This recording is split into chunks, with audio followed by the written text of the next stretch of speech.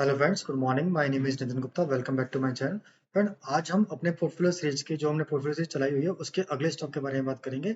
और बाकी के अगर आपने वो वीडियो नहीं देखा है तो मैंने डिस्क्रिप्शन में उसका लिंक दिया हुआ है, आप बाकी के वीडियो देख सकते हैं। और हम इस सीरीज में हम कोशिश करते हैं कि वही स्टॉक डिस्कस करें जिनमें रिटर्न की जो पॉसिबिलिटी है वो 30-40% होनी चाहिए, जिससे हम अपना सीजर जो हमारा 30-40% को अचीव कर सकें।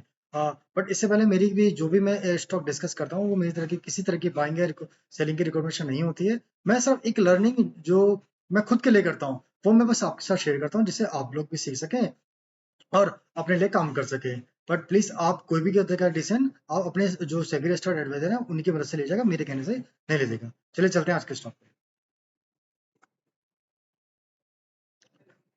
आज की जो कंपनी का नाम है विप्रो लिमिटेड कंपनी है।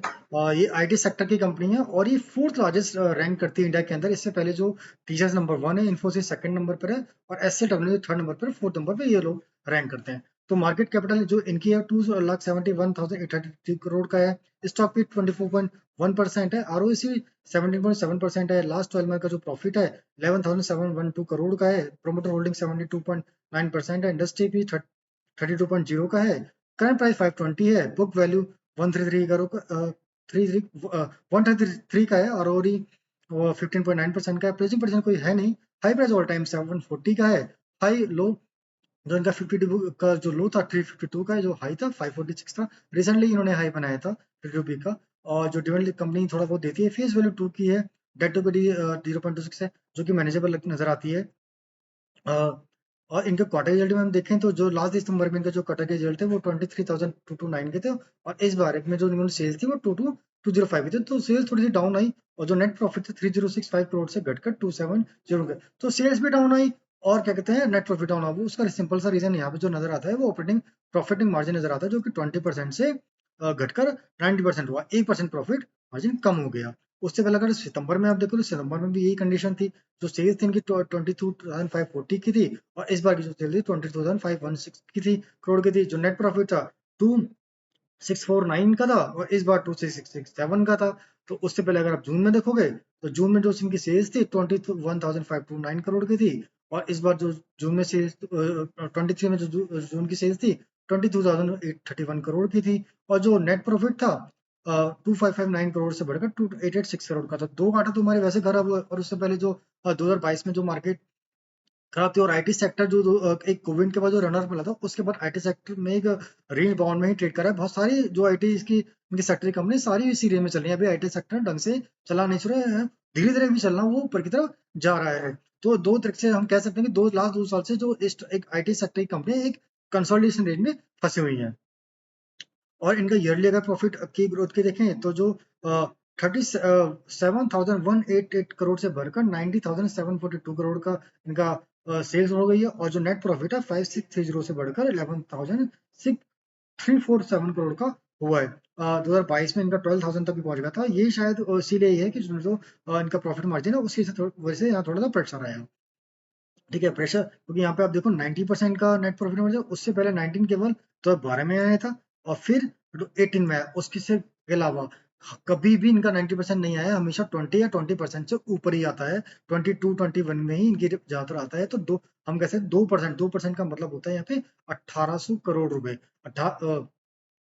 1800, हाँ 1,800 करोड़ रुपए के आसपास। अगर 1,800 करोड़ रुपए यहाँ पे ऐड कर दो तो ये प्रॉफिट 30,000 हो जाता है यहाँ से। और अपना इसलिए जो और जो कंपनी लगातार अच्छे प्रॉफिट मार्जिन को बीट ही करती आई है। बैलेंस शीट में देखते हैं तो इनके पास 1,044 करोड़ का इक्विटी कैपिटल है और जो रिजर्व है इनके पास 68,394 करोड़ का है। और जो इनके पास फिक्स एसेट है 43,600 करोड़ की है। और सी डब्ल्यू अभी 72 करोड़ का है। इन्वेस्टमेंट 26,024 करोड़ की है। और जो इनके पास बोरिंग है वो 17,918 करोड़ की है, जो कि बहुत मतलब रिजर्व के सामने बहुत ज्यादा मैनेजेबल है। कोई दिक्कत नजर नहीं आती है।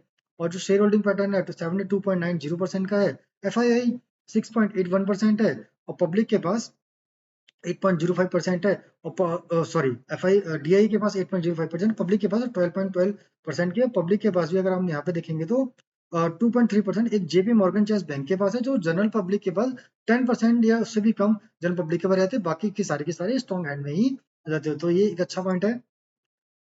अभी वो उस पर देख लेते हैं, इसको ट्रायंगल को क्लियर करते हैं।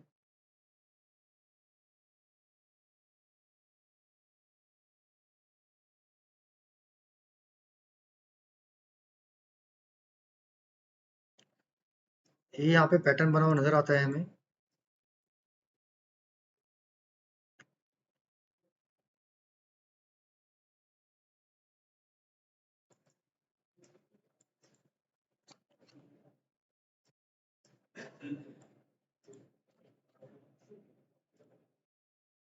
ये बड़ा सा कप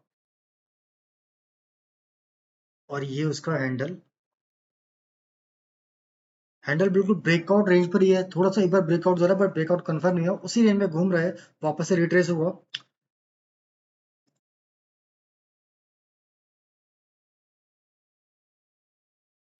इसका अगर टारगेट निकल कर आएगा तो 34.28% का यहाँ से टारगेट निकल कर आता है।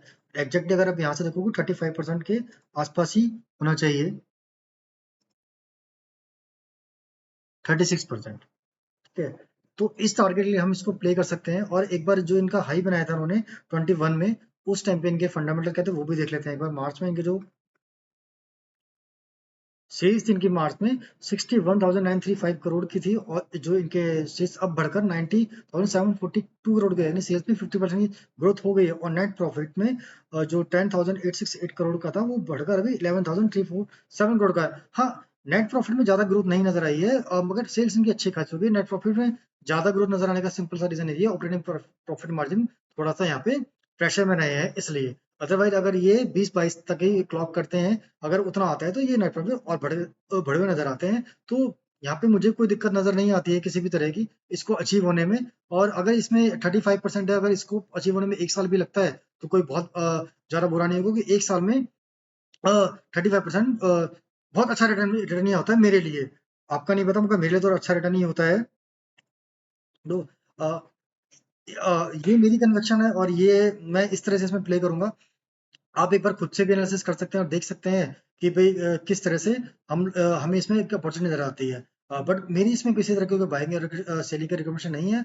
बस एक लर्निंग है जो मैं अपने लिए करता हूँ, वो मैं आपके साथ शेयर करना, मुझे अच्छा लगता है आपके साथ शेयर करना, इसलिए मैं अपनी लर्निंग आपके साथ शेयर कर रहा हूँ। अगर आपको मेरे वीडियो पसंद आते हैं तो प्लीज लाइक कीजिए, सब्सक्राइब कीजिए, और किसी तरह के अगर आपके कोई सुझाव है तो प्लीज कमेंट बॉक्स में डालिए। और मैं आपके साथ बाकी के वीडियो में आपके लिए इसी तरह के रोज वीडियो लाता रहूंगा। चलिए आज के लिए इतना ही, धन्यवाद, जय हिंद।